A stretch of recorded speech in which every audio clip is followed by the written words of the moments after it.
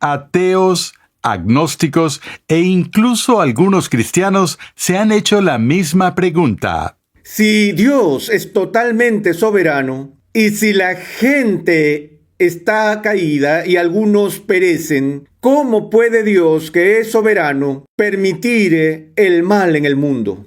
R.C. Sproul responde esta pregunta hoy en Renovando tu Mente.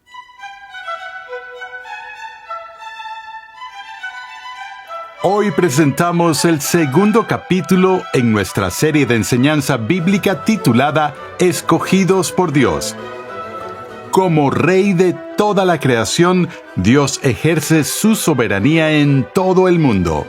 Pero, ¿cuán soberano es el soberano? ¿Hay reinos en el universo creado donde Dios no gobierna? ¿Tiene Dios la habilidad de salvar a todos? Si es así, ¿por qué no lo hizo? Pasemos de nuevo al aula de clases a escuchar al Dr. R.C. Sproul mientras nos enseña la relación entre la libertad humana y la soberanía de Dios. En esta sesión de nuestro estudio de la predestinación quisiera enfocar nuestra atención en la soberanía de Dios. Una de las razones por las que creo que es importante empezar con esto en nuestro estudio de esta doctrina es porque es un área en la que casi todos los cristianos están de acuerdo. Concordamos en que Dios es soberano. La manera en que entendemos la soberanía de Dios puede diferir de un cristiano a otro, pero en sí todos nos adherimos a la confesión de que Dios es soberano. El tercer capítulo de la Confesión de Westminster empieza con estas palabras: Dios, desde toda la eternidad, por el sapientísimo y santísimo consejo de su propia voluntad, ordenó libremente e inmutablemente, es decir, sin ninguna posibilidad de cambio. Dios ordenó libremente y de forma inmutable todo lo que acontece. Hagamos un alto aquí en el punto y coma. Dios desde la eternidad, según su propio y santo consejo, ordenó de forma libre e inalterable o predeterminó todo lo que iba a pasar. Hice un alto en esta parte en la clase del seminario y le dije a mis estudiantes: ¿cuántos de ustedes creen en esa declaración? Ahora, ustedes tienen que saber que se trataba de un seminario presbiteriano, por lo que esos estudiantes estaban bien anclados en la tradición agustiniana, y por eso obtuve como el 70% de los votos. Una gran mayoría lo creía. Luego dije, ¿cuántos de ustedes no creen en esa declaración? Y más o menos 30 manos se levantaron, y les dije, está bien, ahora déjenme hacerles otra pregunta. Sin temor a recriminaciones, nadie los va a señalar, solo quisiéramos saber, tengan la libertad de presentar su posición. ¿Cuántos de ustedes se llamarían a sí mismos ateos? Y nadie levantó su mano. Y empecé a hacer uso de mis dotes de Sherlock Holmes. Solo hay una cosa que no entiendo, les dije. Miré a esos 30 que habían levantado sus manos y les dije, ¿les molestaría si les hago una pregunta personal? Les dije, no puedo entender por qué los que levantaron su mano diciendo que no creen en esta afirmación, no levantaron su mano cuando pregunté si eran ateos. Y ellos me miraron con una mezcla de perplejidad y desconcierto, la misma clase de mirada que estoy viendo en sus ojos ahora, y les decía, ¿por qué si ustedes no creen esa declaración? Está claro que en esencia, al final, son ateos. Y es posible que fue la frase más desconcertante que ellos jamás oyeron en sus vidas. Les dije, bueno, entendamos que esta declaración que acabo de leer de que Dios ha preordenado todo lo que pasará, no es una declaración que es única al calvinismo o al presbiterianismo. No distingue a la tradición reformada de otras tradiciones, ni siquiera distingue a los cristianos de los judíos o de los musulmanes.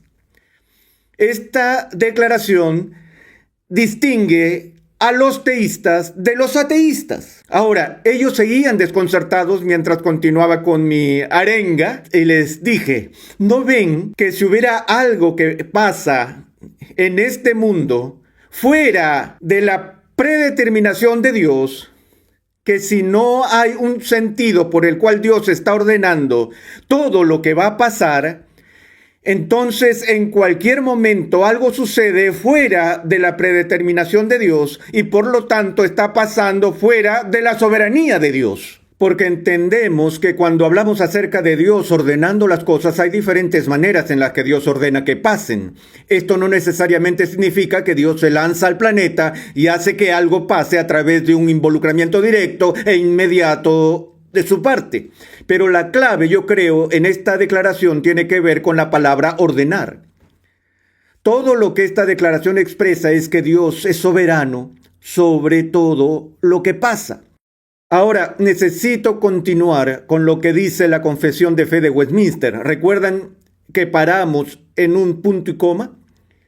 Después de ese punto y coma, la Confesión rápidamente añade que aunque Dios ordena todo lo que va a pasar, sin embargo, lo hace de tal manera que Él no es el autor del pecado, ni violenta la voluntad de las criaturas, ni quita la libertad o contingencia de causas secundarias, sino que más bien las establece. Entonces, no estamos hablando de un determinismo rígido que elimina criaturas libres, sino que estamos afirmando a un Dios soberano, que es soberano aún sobre criaturas libres.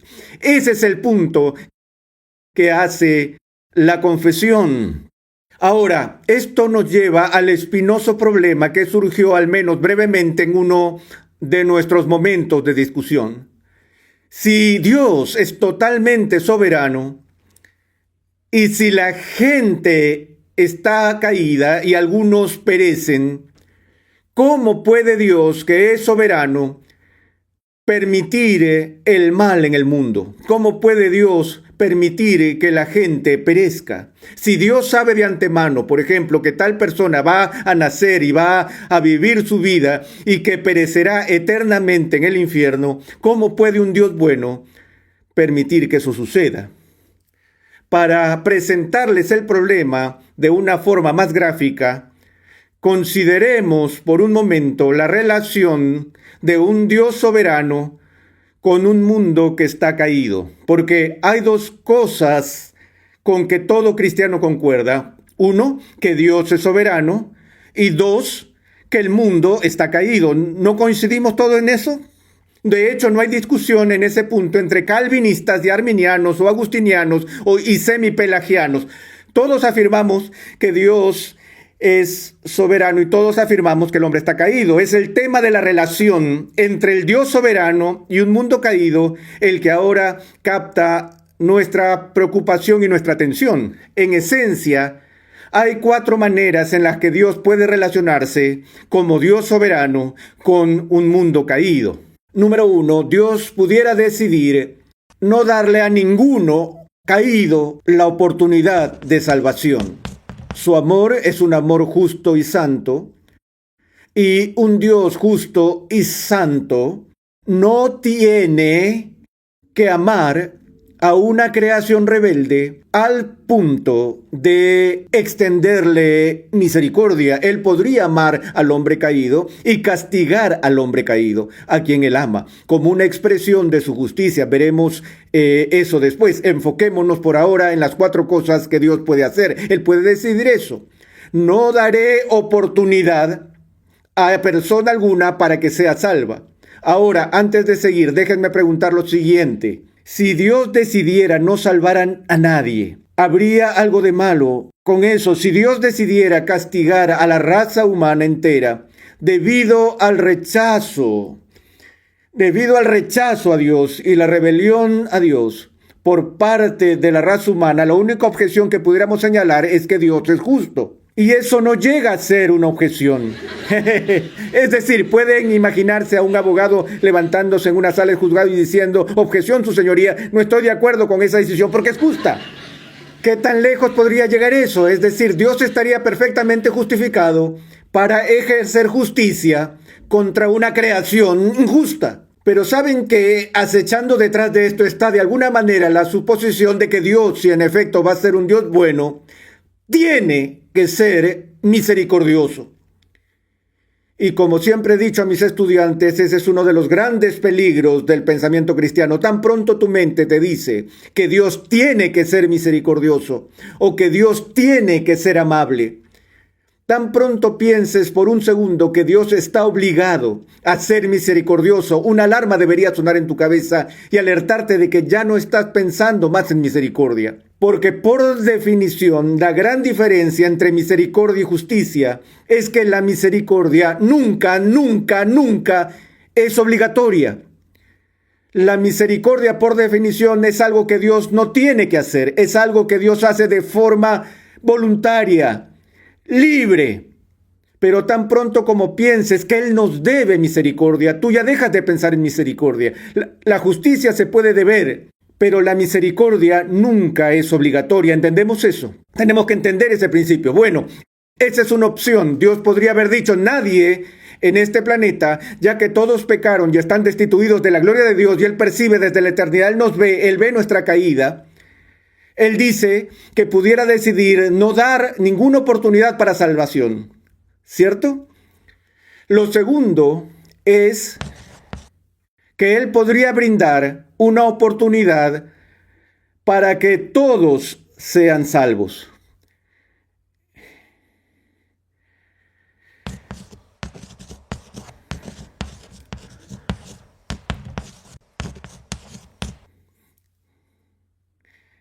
En realidad hay 6 cosas que podríamos hacer aquí y estoy tratando de acortar por efectos de tiempo y voy a poner entre paréntesis aquí, Él podría crear una oportunidad para que algunas personas sean salvadas. Pero a fin de cuentas, Dios podría darle al mundo una oportunidad de salvación y establecerlo de tal manera que todos o algunas personas al menos tuvieran la oportunidad de ser salvos, pero no hay garantía de que alguien podría salvarse. ¿Estamos? A eso nos referimos con oportunidad. Dios es un redentor de igualdad de oportunidades en este esquema. La tercera opción es que Dios, haciendo ejercicio de su poder y soberanía, pudiera inmiscuirse en la situación humana, no solo brindando una oportunidad de salvación, sino obrando en los corazones de la gente caída para asegurar la salvación de algunos. O pongámoslo de esta manera, asegurar la salvación de todos. Es decir, Dios puede intervenir a favor de todos, asegurando su salvación. Es decir, en su soberanía, Él podría guiar a los pasos de una persona y así influenciar internamente sus corazones para llevarlos en efecto a la fe. Ahora, de nuevo, ¿tiene Dios el poder de hacer eso? Sí. Ahora, Él podría hacer eso por algunos o podría hacer eso por todos. Estas son distintas opciones que Dios tenía o tiene. A lo que queremos llegar en esta serie es ¿qué es lo que en realidad ha hecho? Ahora, ¿revela la Biblia que Dios no ha provisto oportunidad para que alguien sea salvo? Como cristianos esa la podemos eliminar de inmediato, no hay discusión allí. Todos concordamos que este no es un punto de vista bíblico, que Dios no haya hecho provisión alguna para salvación. Ahora, ¿qué hay de la idea de que Dios intervenga en la vida de todos y asegure la salvación de todos? ¿Cómo llamamos a este enfoque? Universalismo. Y hay cristianos que creen en el universalismo. Pero históricamente el debate entre el semipelagianismo y el agustinianismo no es un debate alrededor del universalismo.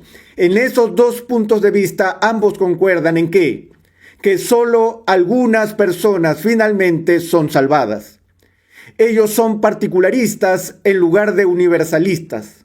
Pareciera que la Biblia enseña, creo claramente, que hay quienes están perdidos, finalmente perdidos, y que en el día del juicio final se perderán, como nuestro Señor señala, algunos serán enviados a la oscuridad exterior para siempre, llorando y crujiendo los dientes.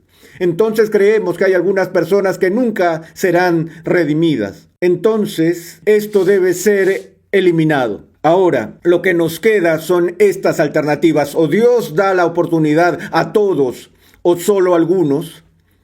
O Dios hace más que simplemente poner a disposición una oportunidad. Él realmente interviene y se asegura que algunas personas sean salvas. Esta es la posición del agustinianismo, que Dios garantiza la salvación de los elegidos o de aquellos que están predestinados a ser salvos. Las opiniones no agustinianas caen bajo esta categoría, una u otra, sea que Dios haga posible para todos o para algunos el ser salvos. Todos tienen la oportunidad o algunos tienen la oportunidad. Ahora, antes de debatir sobre cuál es realmente el caso, permítanme hacer una pregunta. ¿Podría Dios garantizar la salvación de todos si así Él lo decide? ¿Él tiene el poder soberano para hacerlo?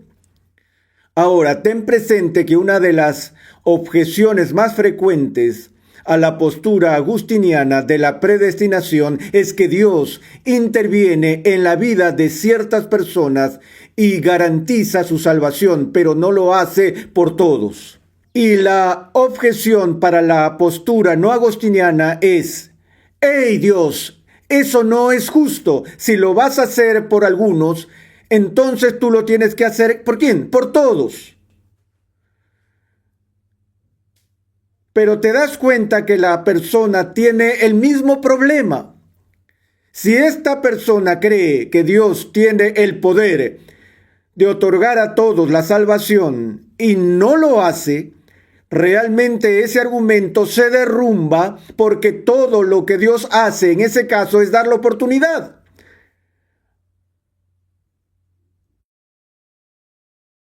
A humanos caídos para ser salvos. En este caso, Dios hace más que dar la oportunidad. Él asegura que algunas personas serán salvadas. En este esquema no hay seguridad de que alguien sea salvado. De hecho, como creo que veremos luego, nos asegura que si tomamos en serio el punto de vista bíblico del ser humano caído, su actitud hacia Dios y la gracia de Dios, al menos garantizaría en mi mente que nadie sería salvo. En otras palabras, a lo que me refiero es que una de las principales objeciones a la posición reformada o agustiniana es que no es lo suficientemente benévola, cuando de hecho es más que benévola, porque Dios no solo dice: está bien, aquí está la cruz, elígela si quieres, y deja a las personas a su decisión, pero Dios aplica la obra de Cristo. El Espíritu Santo obra en personas que están muertas en delitos y pecados para llevarlos a la fe y para asegurar que la muerte de Cristo nunca sea en vano, que Cristo verá la angustia de su corazón y quedará satisfecho. Las Escrituras hablan de Dios entregando personas, Dios el Padre entregando personas a Dios el Hijo.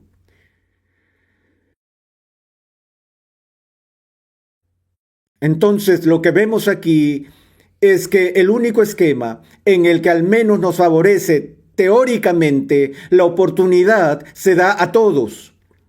Cualquiera que crea en el Evangelio puede ser salvo.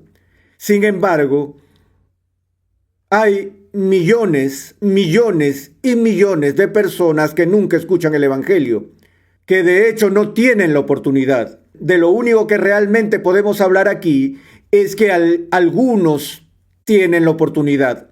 Algunos que no están predestinados tienen la oportunidad de ser salvos. Es decir, este argumento sería que todos los que escuchan el Evangelio al menos tienen la oportunidad de ser salvos, pero Dios no ha garantizado que todos en el mundo escucharán el Evangelio.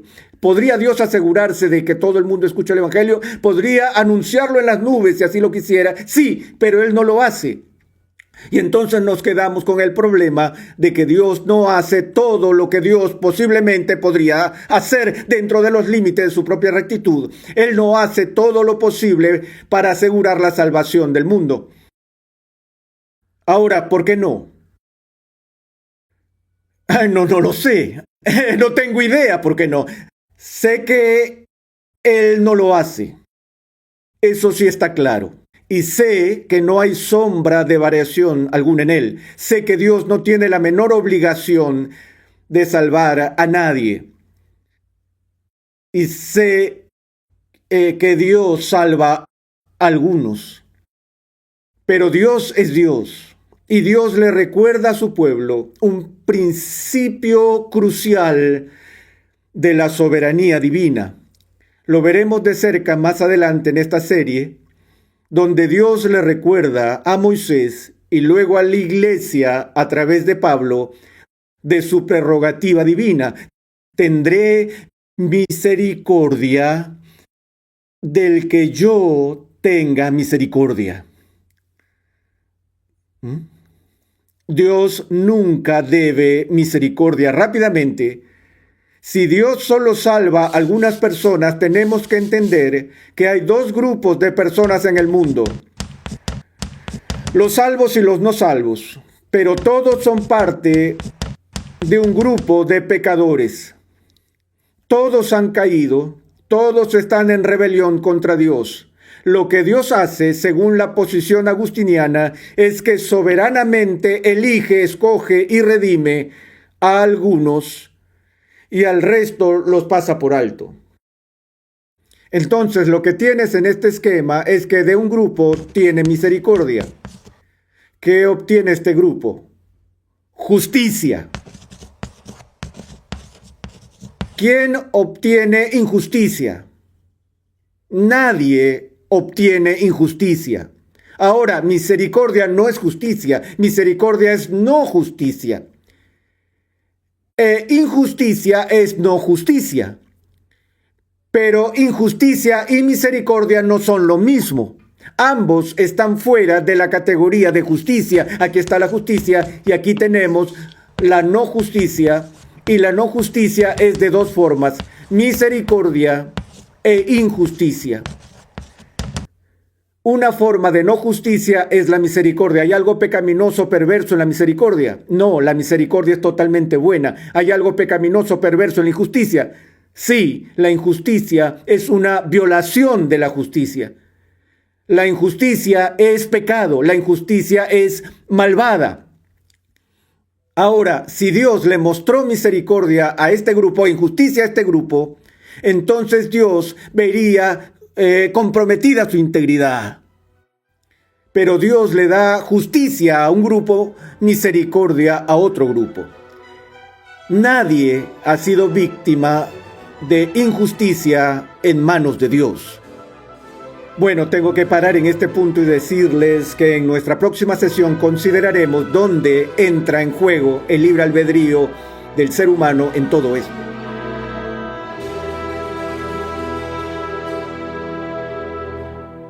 Estás escuchando Renovando tu Mente. La doctrina de la predestinación es central para el cristianismo.